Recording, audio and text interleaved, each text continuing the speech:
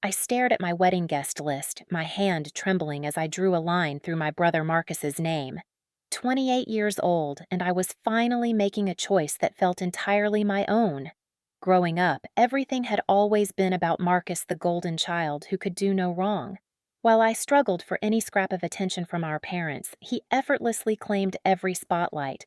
But this was my wedding day, my moment, and I refused to let his presence overshadow what should be the happiest day of my life. My fiancé, Jake, squeezed my shoulder supportively from behind. Before we dive into what happened next, I would love to know where you are watching from. Please hit that like button if you have ever felt invisible in your own family, and do not forget to subscribe because this story is about to take some wild turns. Have you ever had to make an impossible choice between family loyalty and your own happiness? Let me know in the comments and let us get into how this wedding decision changed everything. I grew up in a quiet suburb outside Columbus, Ohio, where picture-perfect houses lined tree-shaded streets. Dad worked as a mechanical engineer at a local firm, while Mom balanced her job as a registered nurse with managing our household. From the outside, we looked like the ideal American family. But inside those walls, there was an invisible hierarchy that shaped every interaction, every conversation, every family decision. Marcus, 3 years older than me, had been the star since the day he was born. Where I struggled to bring home B-plus grades, Marcus effortlessly earned straight A's. When I joined the school soccer team and warmed the bench most of the season, Marcus was already the captain of his basketball team, leading them to state championships. Every family dinner became an impromptu celebration of Marcus's latest achievement, while my small victories got polite nods before the conversation inevitably shifted back to him. I remember one particular evening when I was 15. I had just finished presenting my science fair project on renewable energy, spending weeks perfecting every detail. I rushed home excited to share that I had won second place in my category. But when I burst through the front door, I found my parents huddled around Marcus, celebrating his acceptance letter from the National Honor Society. My science fair ribbon suddenly felt insignificant in my trembling hand. I quietly slipped upstairs, and nobody noticed my absence until dinner was already half over. The pattern repeated itself through high school. When I made the honor roll, it was expected. When Marcus made the honor roll, it was exceptional. When I participated in drama club, it was a nice hobby. When Marcus joined debate team, it was preparation for his brilliant future.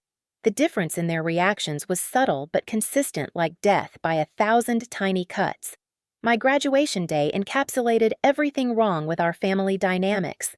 I had worked incredibly hard my senior year, bringing my GPA up to a respectable 3.7. I was proud of myself, genuinely excited to walk across that stage. Mom and Dad promised they would be there early to get good seats. But as I scanned the auditorium from backstage, I spotted them sneaking out halfway through the ceremony. Later, I discovered they had left to catch Marcus's championship basketball game at his college 3 hours away. That night alone in my cap and gown, I made a decision that would change the trajectory of my entire life. I was going to apply to colleges in California as far away from Ohio as I could manage. When I announced this plan at breakfast the next morning, the reaction was swift and predictable. Dad frowned over his coffee, asking why I needed to go so far when there were perfectly good schools nearby. Mom worried about the expense and how lonely I would be without family support. Yet when Marcus had announced his acceptance to Harvard the year before, they had thrown him a party and bragged to every neighbor about their brilliant son heading to the Ivy League. The double standard was so glaring it almost made me laugh. But I was determined. I applied to UCLA, UC Berkeley, and several other California schools, working extra shifts at my part-time job to afford application fees. When my acceptance letter from UC San Diego arrived, I felt a mixture of triumph and heartbreak. I was getting out, but I was doing it completely on my own. My parents made it clear they would not be contributing financially to what they called my California adventure. Meanwhile, they had already started setting aside money for Marcus's law school expenses. The summer before I left for California, I worked 2 jobs to save money for tuition and living expenses. While Marcus spent his summer interning at a prestigious law firm, a position Dad had helped him secure through professional connections, I was flipping burgers and cleaning office buildings. but something unexpected happened during those long, exhausting days. I started to feel proud of my independence, proud of what I was accomplishing through my own effort and determination. California changed everything for me. Away from the constant comparisons and subtle dismissals, I flourished. I discovered I was actually quite intelligent when I was not constantly being measured against Marcus's achievements. I made friends who valued my opinions, professors who appreciated my unique perspective, and eventually, I found my passion in marketing and communications.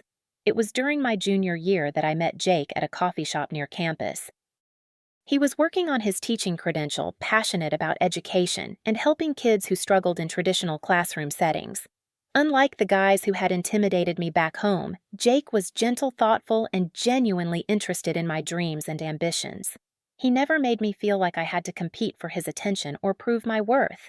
For the first time in my life, I felt seen and valued exactly as I was. The disparity in how our family treated my relationship versus Marcus's became glaringly obvious during our final years of college. When Marcus started dating Sarah, the daughter of a successful investment banker from Manhattan, our parents were absolutely thrilled. They invited her to every family gathering, asked detailed questions about her family's business, and treated her like the daughter they had always wanted. Sarah fit perfectly into their vision of success.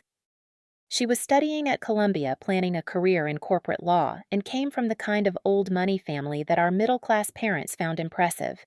During holiday visits, I watched Mom hang on Sarah's every word as she described charity galas and exclusive country club events. Dad would beam with pride when introducing Sarah to neighbors, as if her association with our family elevated our social status.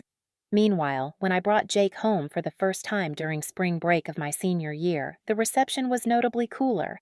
Jake was pursuing his master's degree in education planning to teach middle school science.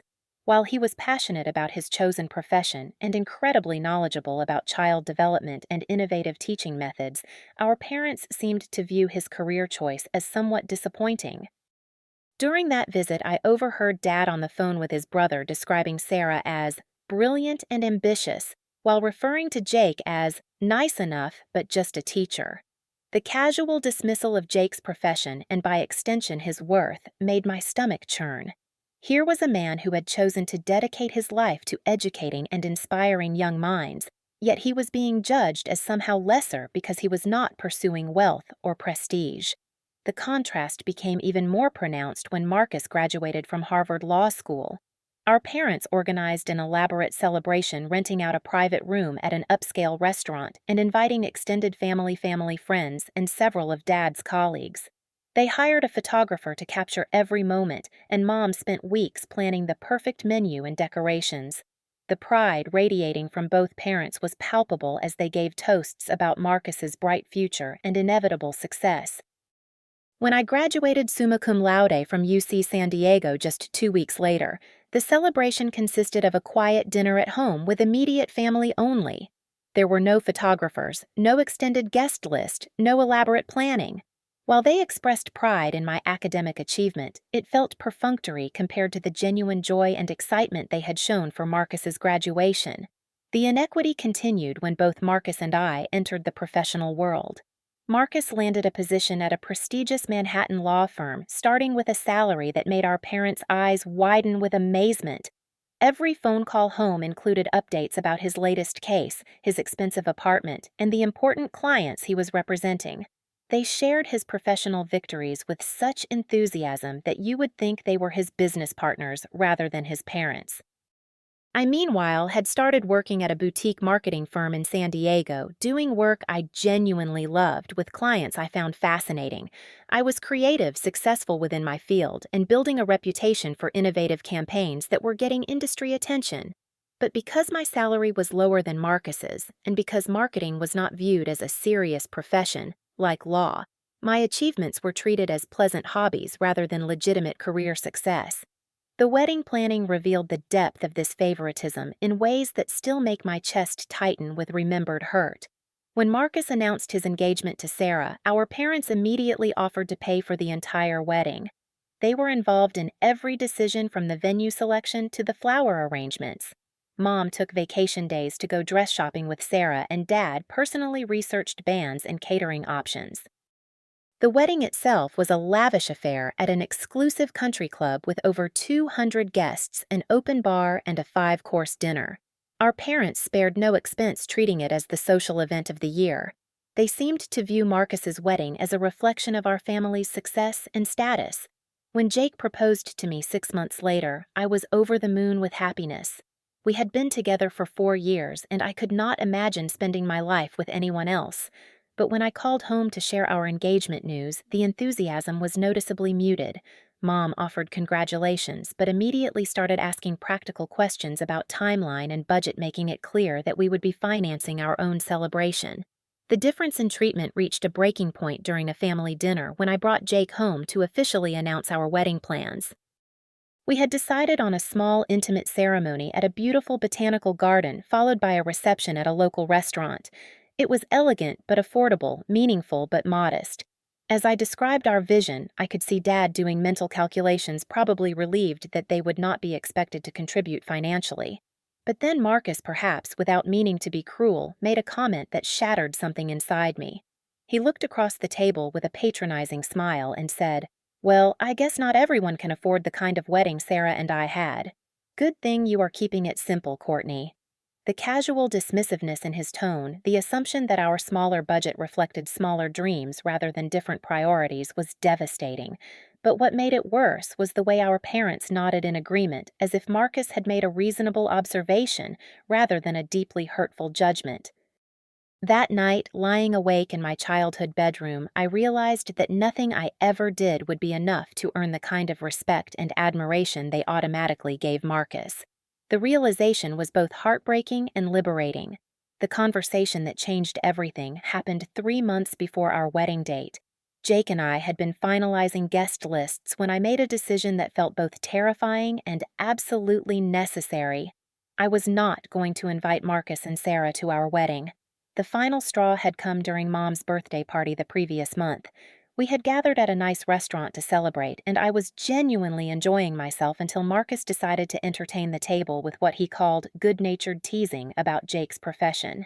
In front of our aunts, uncles, and family friends, Marcus made a series of jokes about teachers' salaries, summer vacations, and those who can do those who cannot teach. Jake handled it with incredible grace, even laughing along and making self-deprecating comments to diffuse the tension. But I could see the hurt in his eyes, and I felt my own anger building with each careless comment. The worst part was watching our parents and relatives chuckle along, treating Marcus's cruelty as charming wit, rather than the calculated meanness it actually was.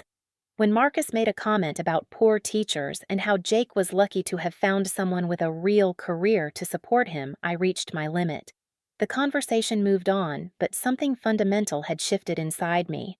This man, who had spent his entire life being handed advantages and opportunities, had the audacity to mock someone who had chosen a profession dedicated to helping others.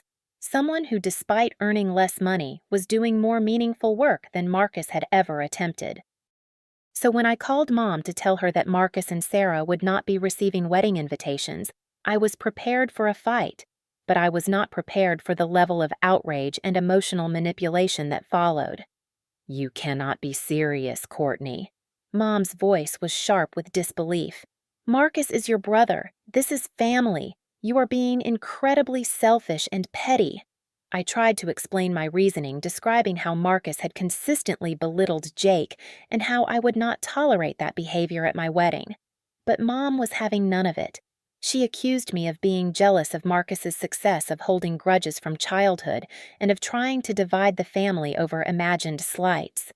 "Your brother has always supported you," she insisted, which was so far from reality that I almost hung up the phone. "He loves you, and he would be devastated to miss your wedding. I cannot believe you would be this cruel." The call with Dad was even worse. He bypassed attempts at understanding and went straight to threats. If I did not invite Marcus, they would not be attending either. Furthermore, they would be cutting off all financial support, including the small contributions they had been making to my student loans. He accused me of being ungrateful, vindictive, and jealous of my brother's success. "You have always been jealous of Marcus," Dad said, his voice cold with disappointment. "We thought you had outgrown this childish behavior, but apparently we were wrong. If you want to destroy this family over your petty resentments, that is your choice." The phone call with Marcus himself was perhaps the most infuriating. He called pretending to be hurt and confused, playing the role of the innocent victim who could not understand why his beloved sister was treating him so badly. He spoke in the tone of someone who was being enormously patient with a difficult child. "I know I tease you sometimes, Courtney, but that is just how brothers and sisters are with each other. You are taking everything too seriously. Sarah and I love you both, and we just want to celebrate your happiness with you." When I tried to explain how his teasing felt like systematic humiliation, he dismissed my feelings as oversensitivity. He even suggested that maybe I was feeling stressed about the wedding, and that was making me blow things out of proportion. The gaslighting was so smooth and practiced that I almost started to doubt my own perceptions. But Jake, who had been listening to my side of the conversation, reminded me of something important. "You have every right to decide who gets to share your special day," he said quietly. "Anyone who cannot treat us with basic respect does not deserve to be there." Over the following weeks, the pressure intensified. Extended family members began calling, having clearly been recruited by my parents to change my mind. Aunts who rarely spoke to me suddenly had opinions about family loyalty and forgiveness. Cousins sent text messages about how hurt Marcus was and how I was being unreasonable. The most manipulative attempt came from my grandmother, who called crying about how the family was falling apart and how I was breaking her heart. She painted a picture of family gatherings ruined forever, of holidays torn apart by conflict, all because I was being stubborn about one day. But with each attempt at manipulation, I became more certain of my decision. The fact that nobody was addressing Marcus's behavior, that nobody was asking him to apologize or change, told me everything I needed to know about the family dynamics I had been trying to escape my entire life. 3 weeks before the wedding, I hired security for the venue. Jake thought I was being paranoid, but I had a growing suspicion that my family might attempt to attend anyway, either to support me despite my mistakes, or to cause a scene that would force me to acknowledge them. The security decision turned out to be prescient.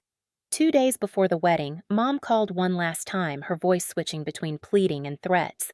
When I remained firm about not changing my mind, she made a statement that confirmed my worst fears about their intentions. "Fine," she said, her voice cold with fury. "But do not think this ends here. Family is family, Courtney. We will be there for you whether you want us or not." The threat was clear, and I spent my final pre-wedding preparations with a knot of anxiety in my stomach, wondering what kind of scene they might attempt to create on what should have been the happiest day of my life. Jake tried to reassure me that surely they would not actually crash our wedding, but I knew my family better than he did. They had never respected my boundaries or decisions before. Why would they start now? The night before our wedding, as I lay in bed reviewing security protocols with our venue coordinator, I realized that this conflict had become about more than just one day or one guest list. It was about whether I would continue to allow my family to treat me as a secondary character in my own life, or whether I would finally claim the respect and autonomy I deserved. Our wedding day dawned crisp and beautiful, with golden September sunlight filtering through the botanical garden where we had chosen to hold our ceremony. Despite my anxieties about potential family drama, I woke up feeling genuinely happy. Today, I would marry the man who had shown me what unconditional love and support felt like. Today, I would be surrounded by people who genuinely cared about our happiness. Jake's family had embraced me from the moment we met, treating me with the warmth and acceptance I had always craved. His parents, both teachers themselves, understood and appreciated Jake's passion for education. They had included me in family traditions, asked for my opinions, and made me feel like a treasured addition to their family, rather than an outsider to be tolerated. Our wedding guest list, though smaller than the extravaganza Marcus and Sarah had enjoyed, was filled with people who had been part of our love story. College friends who had watched our relationship bloom, colleagues who had become genuine friends, and Jake's extended family who had welcomed me with open arms. As I was getting ready with my maid of honor Lisa, who had been my roommate at UC San Diego, I felt a peaceful certainty about the choices I had made. This day was about Jake and me, about the life we were building together, about surrounding ourselves with love and positivity. The ceremony was everything I had dreamed it would be. Jake looked incredibly handsome in his navy suit, his eyes bright with emotion as I walked down the aisle. The officiant, one of Jake's former professors who had become a close friend, spoke about the importance of choosing your family and building relationships based on mutual respect and support. As we exchanged vows, I felt like I was not just marrying Jake, but also formally choosing the life I wanted to live. A life where my opinions mattered, where my achievements were celebrated, where I was valued for who I was, rather than constantly compared to someone else. But just as we were about to begin the reception, I noticed a commotion near the garden entrance. My heart sank as I spotted the familiar figures of my parents and Marcus pushing past the security guards I had hired. They were dressed formally as if they had always been invited, and Mom was carrying a wrapped gift. The security team, following my explicit instructions, tried to redirect them away from the reception area. But Dad was arguing loudly, his voice carrying across the garden as he insisted they had every right to be there for their daughter's wedding. Marcus was taking pictures with his phone, documenting what he would probably later describe as their unfair treatment. I felt Jake's hand squeeze mine as we watched the scene unfold. Several of our guests had noticed the disturbance, and I could see them looking between me and the argumentative group by the entrance. This was exactly what I had feared would happen. Jake's father, a calm man who had taught high school for 30 years and knew how to handle difficult situations, quietly approached the security team and my family. I could not hear the conversation, but I could see his professional demeanor as he attempted to defuse the situation. Then, just as I was considering whether I should go handle the situation myself, something completely unexpected happened. The event coordinator approached Jake and me with a nervous smile, carrying a microphone. "I am sorry to interrupt," she said quietly, "but there are some special announcements that were supposed to happen before dinner. Should we proceed as planned?" I looked at Jake in confusion. We had not planned any special announcements. But Jake was grinning, and suddenly I realized he had been planning something he had kept secret even from me. Jake took the microphone and asked for everyone's attention. The garden fell quiet, including my family members who were still arguing with security but had paused to listen. "Courtney and I have some exciting news to share with all of you." Jake began, his voice warm and confident. "First, I want everyone to know that I have just been accepted to the PhD program at Stanford University with a full fellowship. I will be researching innovative teaching methods for students with learning disabilities." The applause was immediate and enthusiastic. I stared at Jake in amazement. He had been waiting to hear back from Stanford for months, but I had no idea the acceptance had come through. But he was not finished. "And I am incredibly proud to announce that my beautiful wife has just been promoted to partner at her marketing firm, making her the youngest partner in the company's history." Now I was completely stunned. I had interviewed for the partnership position, but I thought the decision was still weeks away. The applause grew even louder, and I saw Jake's family beaming with pride. "And finally," Jake continued, his voice growing stronger, "instead of traditional wedding gifts, Courtney and I have decided to donate $50,000 to the Literacy Foundation that provides books and tutoring for underprivileged children in our community." The revelation hit like a thunderclap. $50,000. We had been saving money for years, living modestly, building our life together. The amount represented our shared values, our commitment to making a difference, and our financial stability. I could see my parents and Marcus frozen by the garden entrance, their faces showing a mixture of shock, confusion, and something that looked like shame. They had come to crash what they assumed would be a modest celebration thrown by their struggling daughter and her poor teacher husband. Instead, they had discovered that we were more successful, more generous, and more accomplished than they had ever imagined. The son-in-law they had dismissed as inadequate was earning a PhD from one of the most prestigious universities in the world. The daughter they had always treated as second best had achieved professional success that rivaled anything Marcus had accomplished. Jake handed me the microphone, and I found myself speaking from the heart to our gathered friends and family. Jake and I believe that true wealth is not about what you accumulate, but about what you contribute.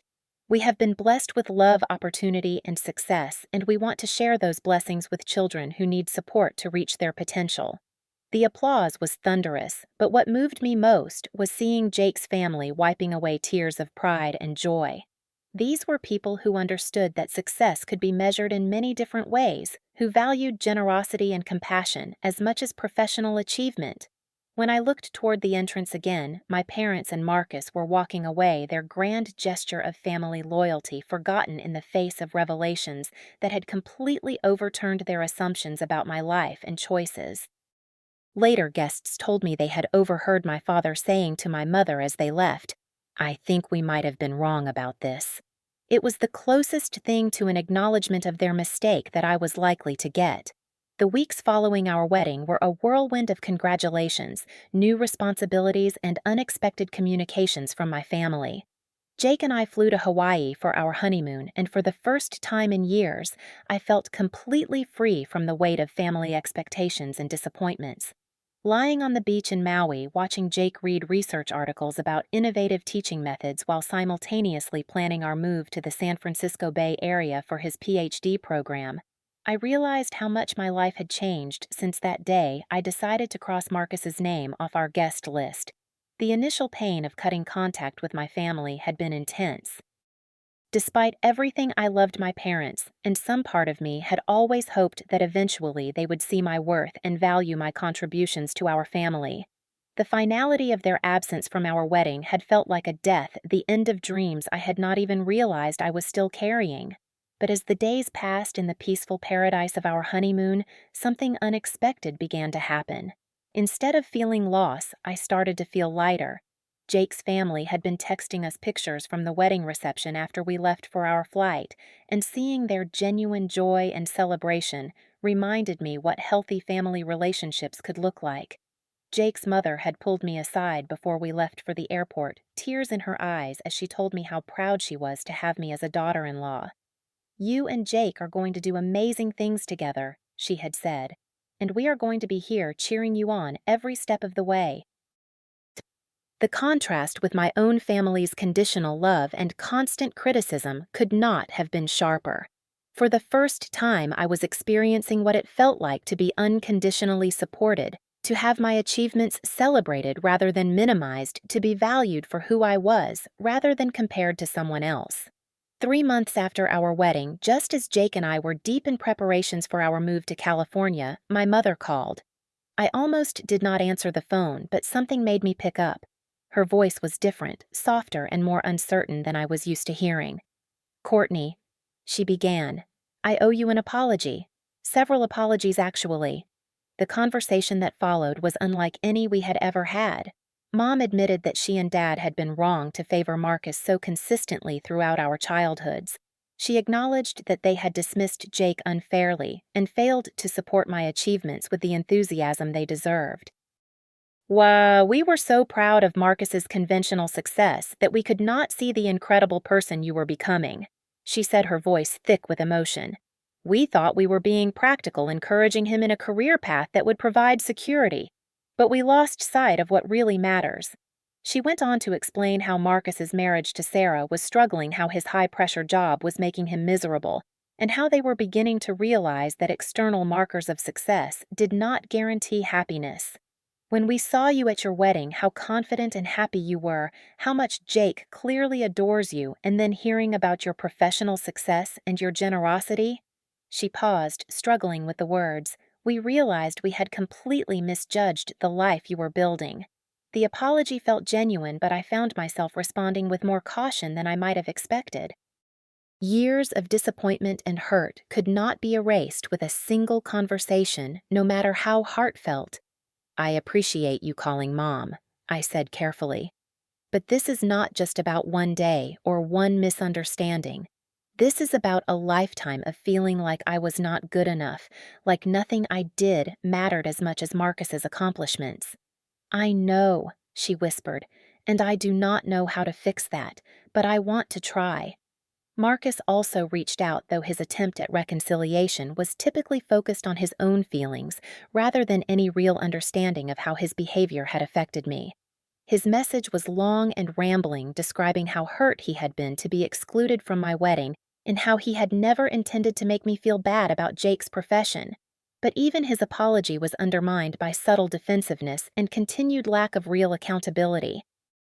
He wrote about how sensitive I had always been and how he wished I could understand that his teasing came from a place of brotherly affection. Reading his message, I realized that Marcus might never develop the self-awareness to truly understand how his privileged position in our family had shaped his behavior. Jake and I talked extensively about how to handle these overtures from my family. His perspective was generous, encouraging me to remain open to healing while also protecting my own emotional well-being. "You get to decide what kind of relationship you want with them going forward," he reminded me. "But whatever you decide, I will support you completely." As we settled into our new life in Palo Alto, where Jake began his doctoral studies, and I started a consulting business that quickly gained traction in Silicon Valley, I found myself building the kind of family relationships I had always wanted.